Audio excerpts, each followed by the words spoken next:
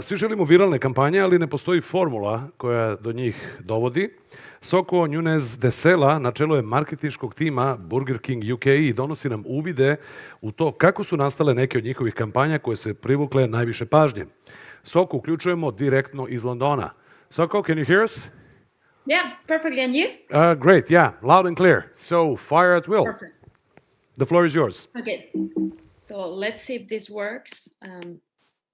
And first of all, if there's any technical problems with the videos, I want to remind you that I will send all the links so everybody can have it and can watch it online, okay? Because I know that sometimes it's a bit of a nightmare, this internet connection. So thanks so much for being here, listening to me.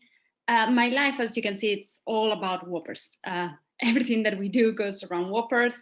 We had a lot of success with some big campaigns, but I think that there's a big myth out there is that Burger King is a big brand. Everybody knows Burger King. So we are like, you're rich. You have a lot of budget.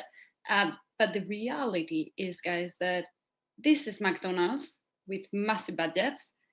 We have tiny budget. So just from a media perspective, they have only in the UK 15 times more media money that we have. Our marketing team, despite the fact that we are a massive brand here, we are only 10 people. They have 50 something.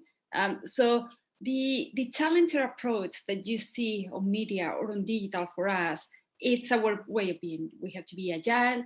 We have to make sure that we go fast and that we do things that nobody is daring to do. So there's a lot of talkability about global campaigns and what we do, how we do it, where is our secret, how to create a viral campaign. I would say that there's no secret. I think that there's a bit of a culture, that we are all very brave, but I can try to give you some sort of like big tips or some sort of advice on how to get there, okay? So for us, this is the first point. Limitation breeds creativity. I borrowed this picture from a restaurant that I love in London, that it's called Cela. And what they do is they say that they don't have a bin. So they have to recreate everything and reduce everything, and if not, compost it. For us, the limitation is the media budgets, is the lack of a team, and it's also the resources that other companies have and we don't have. So that limitation pushes us every day, and that's part of our DNA. But when we go to an agency and as clients and brands, and I'm pretty sure that out there you are like both brand side and agency side, you will have heard so many times like, yeah, I want to have a viral campaign. I saw this company that did this online and I want to have something similar. And then, yes, like for us as a brand, that's very easy to say, no, it's like agency, create a viral campaign. The account director will always tell you, yeah, we'll do our best. We'll make it work. But the reality is creative team, they will be like, no, excuse my language, fucking way. There's no way that I'm going to get you a viral campaign. And why? Because asking someone to say, I want a viral campaign is the worst brief ever. You cannot create a viral campaign. You don't know what is the trick. You don't know something will work, something won't work. So what you want to do is to kind of like set up some rules or do some things and behaviors that will help you there, will help you engage better. So the Euros coming. I'm borrowing this picture of Spain a long time ago. I don't think that this year will hit it, but it's true that we all want to have like that big moment, that viral moment where we feel like we are winning, that we smashed it. Okay. I hope Serbia does good in these Euros. I really don't think that Spain will do it. But for me, I'm going to be the genie in the bottle today and give you these 3 advices. Okay. First of all, be brave. For me, is the most important thing. We all make mistakes, from junior people, senior people, brands, agencies, small brands, big brands. Everybody makes mistakes. But we have to be brave. We have to say, okay, I might make a mistake in the future, but if I make it, I will learn from it. So one thing that this guy, Bill Burnett, that for us in the advertising and communication industry is kind of a god, most likely you know him as Don Draper, because he's the character that inspired this Don Draper character in Mad Men. He said at some point that playing it safe can be the most dangerous thing in the world because you're presenting people with an idea that they've seen before and therefore it won't have an impact. How many times we've seen the same campaign recreated for different brands. How many times, for example, we as Burger King, because we flame grilling when it comes to the Olympics, we've seen ideas that are related to the Olympic flame and flame grilling. We don't do rocket science. It's very difficult to get something that it's completely like breaking the rules, but you have to be brave. You have to be willing to do that, something that it's different, because if you just play as other, like what we call the hashtag Me Too, they will think that is the other brand. It won't resonate as your brand. So you have to be very brave there and think that if someone has seen it before, they will associate it to a different brand or company and not to your client or company. When talking about being brave, for example, this campaign that I'm going to show you, our life is our Whoppers, as I said, but in the UK, we had a problem. We are the home of the Whopper, but the best-selling icon for us in the UK was bacon cheese double burgers or like cheeseburgers. So we say, like, we are not the home of the cheeseburger. We are the home of the Whopper. So we were brave there with this ad that I hope that you can hear it. If not, I will summarize it. But we're saying, like, look, if you come here for a cheeseburger, you better don't come back. Of course, some franchisees or some people were a bit terrified, saying, like, this is a big part of our business. But you have to send out a message that it's going to really, really resonate, and something that is going to be like, wow, these guys are telling people don't come back. They will stick with it. So let me try to play it to see if it works. Cheeseburger, please.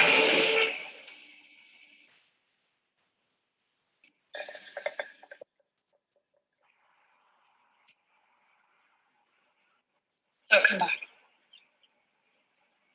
Okay. Whopper, go on, say it. So yes, you have to be willing to tell people don't come back. It's like Uber stealing something from my iPhone company, but I think they did great. At some point this year, there was like some sort of racial concerns, and there was a row on Twitter, and they were like, well, if you're a racist, don't use our services. You have to be brave as a brand and stand for the values that you believe in. Another one that we had here, Whopper. This was in 2019, election time in the UK. And this is, by the way, a really cheap campaign. All in all, it was £3,000. It was a reactive idea. We only had to pay for the printing of the advertising on the bus and renting a bus for a day.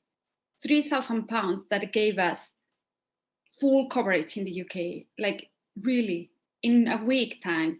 From the idea came from an agency, said like, hey, we had this, potential thing. You would be willing to do it? And we will say like, of course we analyze, we say like pros and cons. When you go with a campaign that it's very controversial and very brave, you are willing to take the risk, and you need to have everybody on your teams on board, not only your own team, but also third-party teams, stakeholders, senior leadership team, everybody to know why you are doing this and what is the potential benefit, but also you need to analyze what are the risks there to manage them if in case it doesn't work out as you were planning. So let me play this one that it's about the elections in the UK. Whopper, a thing that is extremely large. Also, a gross or blatant lie. In 2016, the UK voted on whether to leave Europe. You might have heard about it. It's literally all we talk about. Especially this bus. People are still very mad about this bus. It's a scandal because it's an absolute whopper. So as the country prepared to go to the polls in 2019, and the campaign buses hit the road again, we wanted to remind everyone that when it comes to selling whoppers to the public, there's still only one king.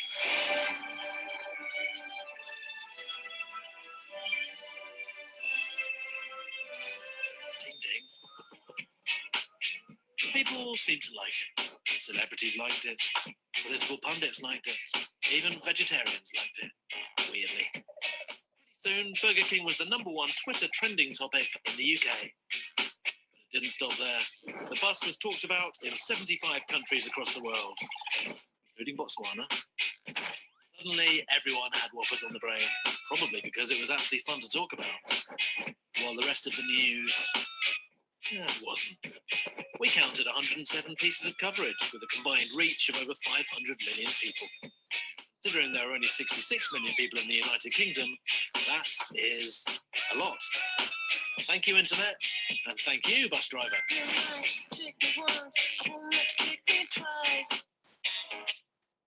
So, yes, I was saying, Whoppers, this is us. It cannot be taken by other brand. And we couldn't let the politicians take the Whoppers. So we decided to go brave. And it was a very bold move in the UK. Of course, lots of controversy, but it got us so much PR coverage, traffic to restaurants for free. And it was something that we took a picture, we posted online, and that was it. Then you let it go. And that is one of the big risks. Once you put something on a digital channel, mostly on social media, you cannot control what is going to happen.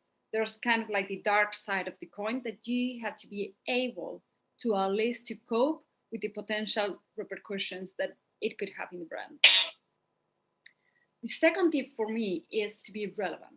These days, there are so many topics going around, and we could be, I don't know, I could be talking about Wimbledon, like the tennis match, maybe in November. It's not relevant. Wimbledon is happening at the end of June. It's the Euros now. You cannot be talking about the Euros like in July when it's over. You should be talking, unless there's a spike of comments, you have to be on social and on digital, you have to be talking about what it's relevant at that moment. And also relevant for your audience. So if you're targeting, let's say 16 to 25, let's not engage on topics that are for 60-year-olds, okay? Be very sure that you don't need to jump on every single thing that is out there. We are part of the pop brand, like popular cultures, yes, but just talk about the ones that are relevant to your audience, not pick on anything. So let's say, if there's something happening in the US, sometimes it's very like tempting to go and jump on something from the UK because it's the same language and usually trends are like coming up. But is it relevant for us? Is it relevant for my audience? Well, in some cases it might be because it becomes a global topic, but most likely it's not going to be. So you have to be careful on when you choose to jump in and to react to. I think this campaign that I'm going to show you, it's called Meltdown.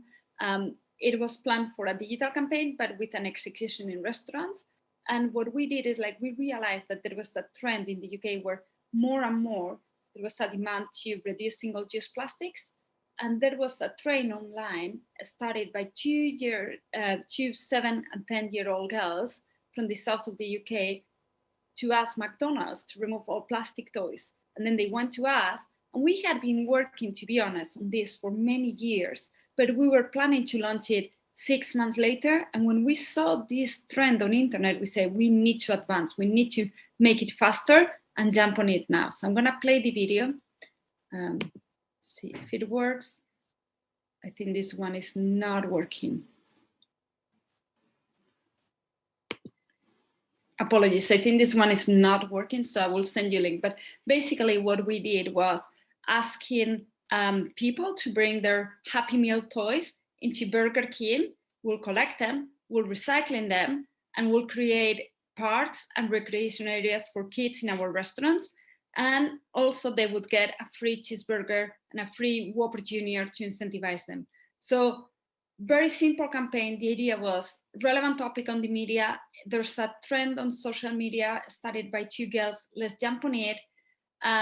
Quite interesting now, McDonald's is doing this exactly the same in Japan and in other international markets. So it's not only about engaging with your customers online, but you can see that you can have an impact. And what we are saying is Burger King for good. What you do has a potential positive impact in the world.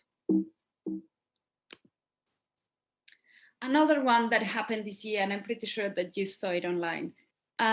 When we were coming into the third lockdown, France and the UK, we were in the similar situation where we had been from March until November almost in lockdowns.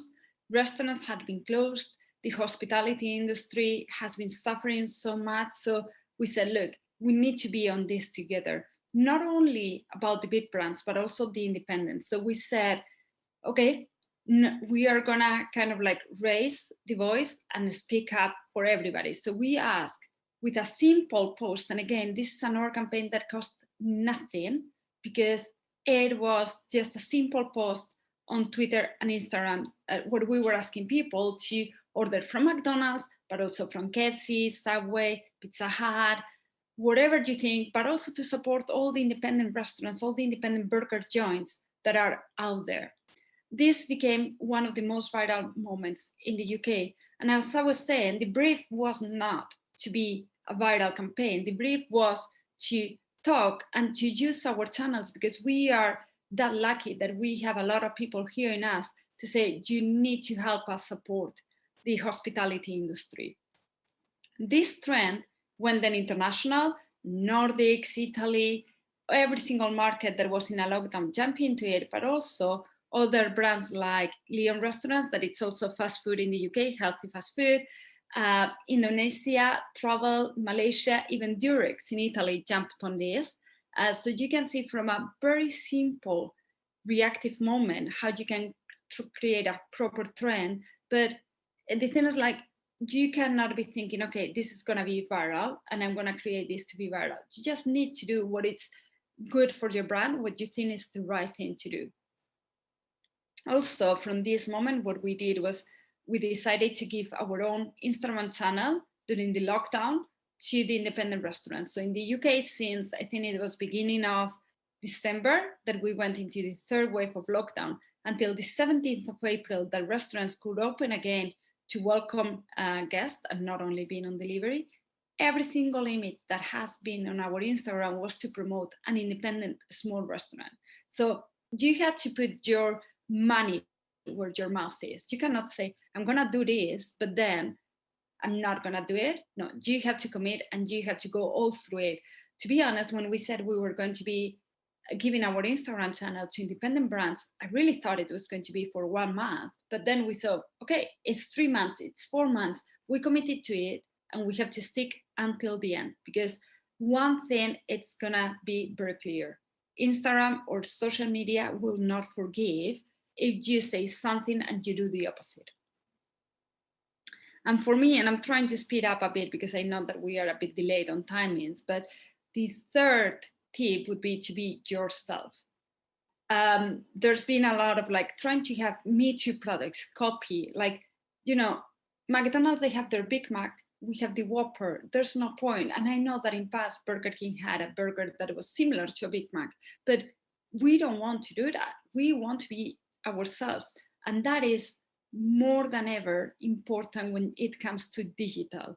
You have to create your own tone of voice, your personality. Your customers, your guests will know you as per your profile. So in the same way that, you know, those celebrities that they want to portray something, they want to see, that's what they want to be known for.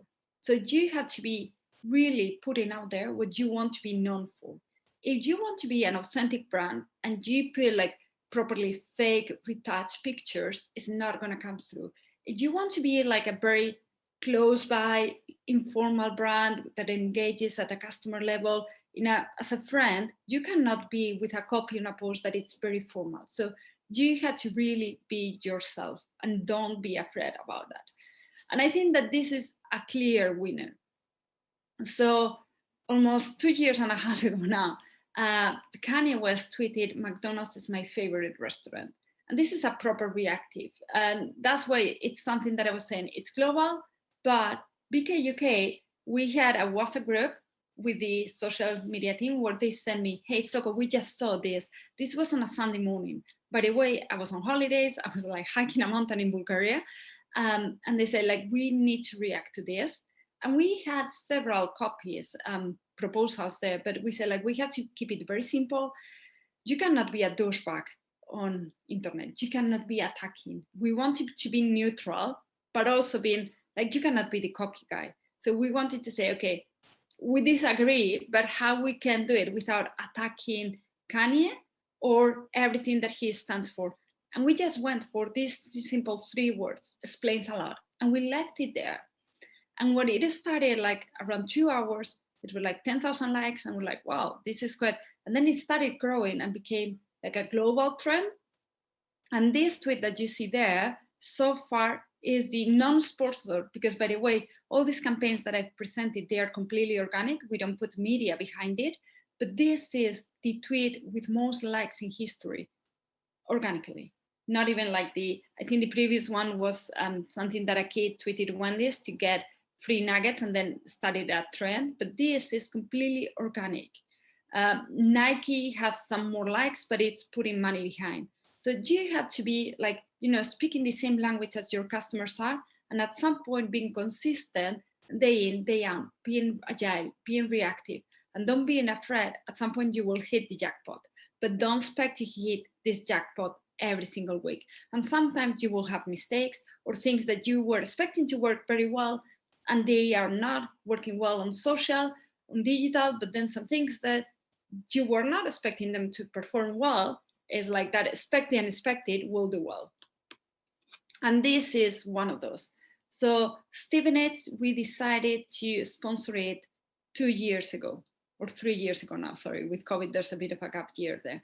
I will play the video, but something very interesting is that the campaign, when it was launched, it had a lot of talkability, people from FIFA, players and so on, but it didn't become a global overall trend until 1 year later that someone picked it up on Twitter, started a conversation, and then there was another spike of PR impact. So I will play it. The second one that you see there is Burger Queen. After the success of Burger King, we saw that there was an opportunity also, a team that was about to disappear, to sponsor it, but then we gave them the Burger Queen title. So I will play both cases.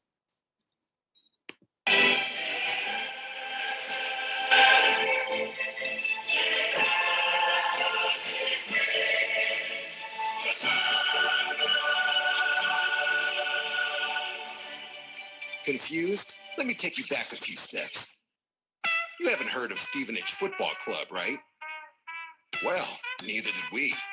But we realized that even though they were at the bottom of England's 4th division, they were going to appear in the same video game that all the expensive players were going to be in. And that's when almost 2 years ago, we decided to sponsor Stevenage. Because if we put our logo on their real shirt, FIFA 20 would have no other choice but to put us in their game. Introducing the Stevenage Challenge. We invited gamers across the world to choose Stevenage in any game mode, sign the best players for the team, and play with them. For every goal that they shared with a football star on Twitter, we gave them rewards. The news took the gaming community by storm. The best gifts in the game. The Stevenage, they had Burger King as their sponsor. Oh, Lawrence. Oh, my God, football food. What could possibly be better? Il est trop beau, les gars, Smith! Just like that, our small team in real life turned into the biggest team online. And the best players in the world were playing for Burger King without being paid a single penny.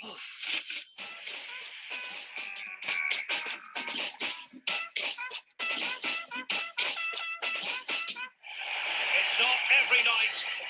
This jump.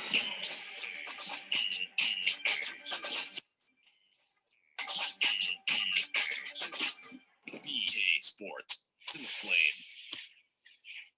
Okay, so that one was the first activation we did with the Stevenage. I will play the second one that following the male team, then we went for the female team, and we created a lot of content and talkability in the UK that went global. And remember, this was like a very low level team. So it's not, I mean, we've been approached for sponsorships of teams like Liverpool, Madrid, Barcelona, things like that, but they're like way beyond our budget. So how you can create something that can make a spark of noise without having big budgets, it's all about creativity. It's all about the idea behind it.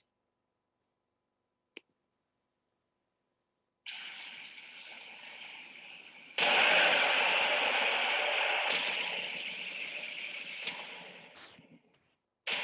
tell you why you won't win the league.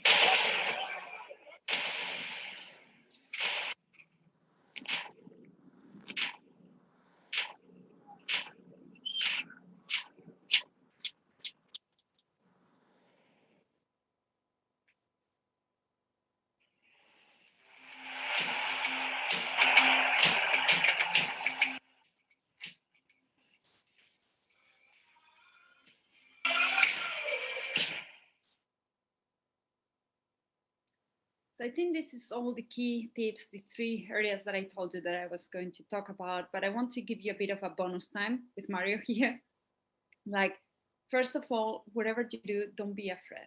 Okay, there's nothing riskier than try to be like not doing something because of the potential negative impact. Of course, I'm not telling you to dive into the pool without considering what are the risks and balances, but sometimes you need to take a risk. And if some campaigns, we don't need to check with our legal teams. If I don't go a bit like with some butterflies in the stomach saying like, look, we have this idea, we don't know how we are going to execute it, but we think it's strong. You have to follow your gut feeling, but also, as I said at the very beginning, get all your ducks in a row, get everybody aligned, understand the potential pros and cons, and have plans in place for potential consequences that you are not expecting. And also be ready for the potential surprise of something that was like very small, like the don't order from McDonald's or the Kanye West, to go viral and to go global. Second one is when you are talking and planning a campaign and it's something about generating social buzz and PR and so on, think not about you as marketing manager, not about you as an agency, not you as a client, not you about like everybody that it's in your marketing circles. Think about your mates outside that circle. Will they talk about it when they are having a drink or chatting or on a Sunday afternoon with their friends? Will that get that talkability? If it's only your marketing friends, forget about it. You need to think about the external world. And sometimes I think that we are very into our inner world. And the most important thing, I think that there's no rule of thumb on when something can go wrong in social. You know that there's a lot of hate out there, but haters will always hate. I think that when you go into a controversial campaign like the one that you've seen there about politics in the UK, or other things like when we did Proud Whopper about equal rights for every person, whatever you touch a controversial topic, for me it's like, look, if you are in the right side of history, think not about today, think about 5 years time. When you look back in 5 years time, are you going to be proud of that campaign, or you're going to be like, oh my God, this was completely wrong? That is a good like kind of check to see if a campaign will do well or not. So that's everything that I had for today. I tried to rush and to do it like in the 40 minutes as agreed, but if there's any questions, I'm happy to take them. Yeah, Soco, we have a question for you. We saw. One second, I'm gonna put the headphones because I think that I will hear you Okay. better now. Okay. We saw some beautiful things, but the thing with the bus was really, we had applause and laugh here. So where do the initiatives for such brave campaigns come from? Agency or internally from your company? And another sub-question, describe the process. So how does senior management, so-called gray hairs, how do they react to such ideas? Okay, so there's 2 things. I think that ideas can come from anyone, and that's clear for us. Ideas can come from your junior team, can come from a senior person, can come from agencies. You have to be open to listen to everyone. For example, in the case of the campaigns that I presented here, there are a couple of them that are coming from an agency, but for example, one of them came from a very senior person in one agency. Another one came from a very junior person. I think it was his first campaign ever, and he was not even working in the Burger King account. But they texted us, they sent us an email saying like, we have something for you.